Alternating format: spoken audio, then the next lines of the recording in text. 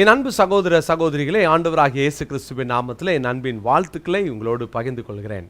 இந்த நாளிலும் கூட இன்றைய முத்தின் மூலமாக உங்களை சந்திப்பதில் மகிழ்ச்சி அடைகிறேன். பிரியமானவர்களே, ஒவ்வொரு நாளும் ஆண்டவருடைய வார்த்தையை கேட்கிற நீங்கள் அதை அபியாசப்படுத்த நீங்கள் முயற்சி செய்யுங்கள்.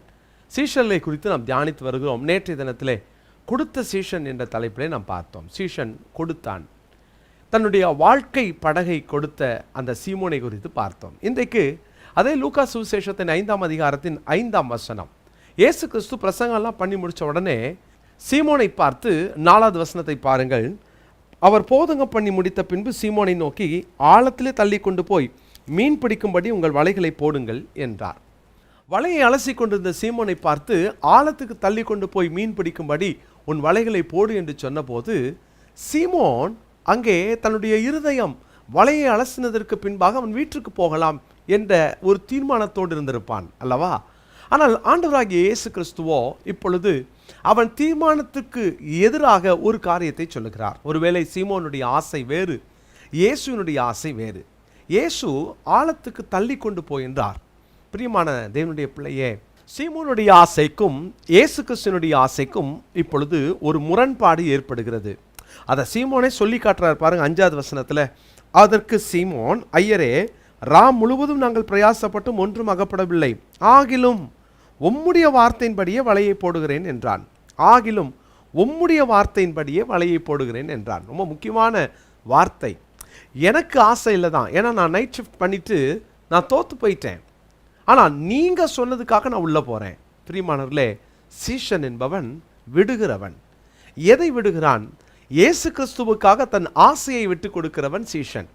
இன்றைக்கி கூட நம்ம வாழ்க்கையில் கொஞ்சம் சீர்தூக்கி பார்த்தீங்கன்னா, நம்ம வாழ்க்கையை ஆராய்ச்சி பார்த்தீங்கன்னா, நிறைய நேரங்களில் ஆண்டவருடைய ஆசைக்கும் நம்ம ஆசைக்கும் கான்ட்ரடிக்ஷன் வருது. ஆண்டவர் ஒன்றை ஆசைப்படுகிறார்.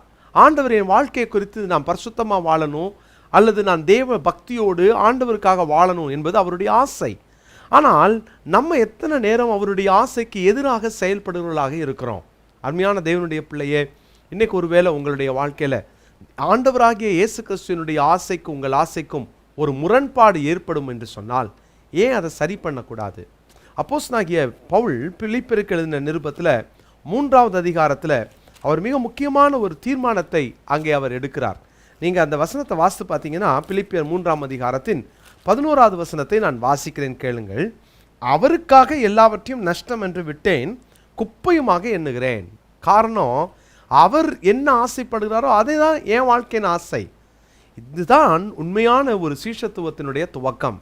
பிரியமானவர்களே, இயேசு ஆசைப்படுறாருன்னா நான் ஆசைப்படணும், இயேசு ஆசைப்படலைன்னா நானும் அதை வெறுத்துறணும். இன்னைக்கு அந்த ஒரு குணாதிசயம் ஒரு சீஷனுக்கு தேவை. கொஞ்சம் யோசித்து பாருங்க, எங்கெங்கெல்லாம் கான்ட்ரடிக்ட் ஆகுது என் ஆசைக்கும் ஆண்டவருடைய ஆசைக்கும். அப்போது என் ஆசை நிறைய நேரம் இயேசுவின் ஆசையை தாண்டி நான் என் ஆசையை நிறைவேற்ற விரும்பும்போது அதுக்கு காரணம் என்ன தெரியுமா? என் பழைய மனிதனை நான் சிலுவையில் அறையலை. இயேசு கிறிஸ்து கெத்செமனே தோட்டத்தில் பிதாவை நோக்கி ரொம்ப அழகாக ஒரு விண்ணப்பம் பண்ணினார். பிதாவை, இந்த பாத்திரம் என்னை விட்டு நீங்க கூடுமானால் நீங்கும்படி செய்யும், ஆகிலும் உம்முடைய சித்தம் நடக்கட்டும்னு சொல்லி அவர் தன்னுடைய வாழ்க்கையை பிதாவின் சித்தத்துக்கு ஒப்பு கொடுத்தார். அருமையானவர்களே, இன்னைக்கு பேதுருவை போல, ஆகிலும் எனக்கு ஆசை இல்லை தான், ஆகிலும் உமக்காக நான் செய்கிறேன், உங்கள் இஷ்டத்துக்கு நான் என்னை விட்டு கொடுக்குறேன்னு சொல்லி குயவன் கையிலே மண் பாண்டமாய் களிமண்ணாய் நீங்களும் நானும் அர்ப்பணிப்போம். நிச்சயமாய் ஆண்டவர் பெரிய காரியங்களை நம்மை கொண்டு செய்வார். சீஷன் அவன் விடுபவன், ஆசைகளை இயேசுவுக்காக விட்டு கொடுப்பவன். ஜெபம் பண்ணலாமா? தகப்பனே, உங்கள் ஆசைக்கு எதிராக பல நேரங்களிலே நாங்கள் ஆசைப்படுகிறோம், விரும்புகிறோம். பல நேரங்களிலே எங்கள் ஆசைகளை நாங்கள் ஜெயிக்க வைக்க வேண்டும் என்று முயற்சி செய்கிறோம். எங்களை மன்னியும். குறிப்பாக இந்த நாளிலே என்னோடு இணைந்து ஜெபிக்கிற ஒவ்வொருவருடைய வாழ்க்கையிலும் ஆண்டவரே, உங்கள் சித்தத்தை செய்ய, உங்கள் ஆசையை நிறைவேற்ற, ஆண்டவரே, உங்கள் மனநிலையோடு எங்கள் மனநிலை ஒத்து போகத்தக்கதாக நாங்கள் அப்படி அலைன் பண்ணப்பட எங்களை நாங்கள் விட்டு கொடுக்கிறோம். தொடர்ந்து இந்த செய்தியை கேட்கிற ஒவ்வொருவரையும் ஆசீர்வதியும், நீர் நடத்தும், உடைய நாமம் மகிமைப்படட்டும். இந்த நாளினுடைய எல்லா கையின் பிரயாசங்களையும் நீர் ஆசீர்வதியும், உடைய பிள்ளைகளை வாழ்ந்திருக்க செய்யும். இயேசு கிறிஸ்துவின் நாமத்தில் ஜெபிக்கிறோம் நல்ல பிதாவே, ஆமென். அன்பு சகோதர சகோதரிகளே, ஆண்டவராகிய இயேசு கிறிஸ்துவின் நாமத்தில் என் அன்பின் வாழ்த்துக்கள்.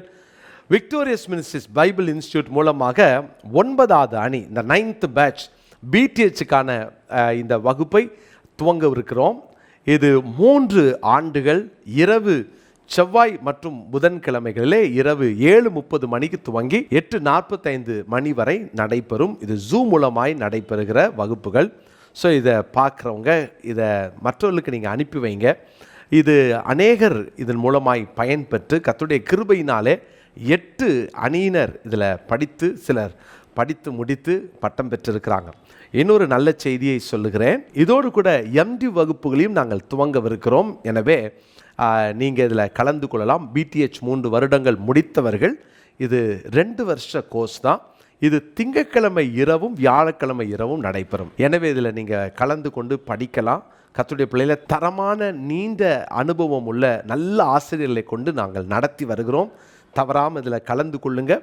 உடனடியாக கீழே காண்கிற அந்த ஃபோன் நம்பர் மூலமாக நீங்கள் தொடர்பு கொண்டு நீங்கள் இதனுடைய அட்மினோட நீங்கள் பேசி மற்ற காரியங்களை நீங்கள் தெரிந்து கொள்ளலாம். நீங்கள் உடனடியாக கலந்து கொள்வதற்கு உங்களை நான் உற்சாகப்படுத்துகிறேன்.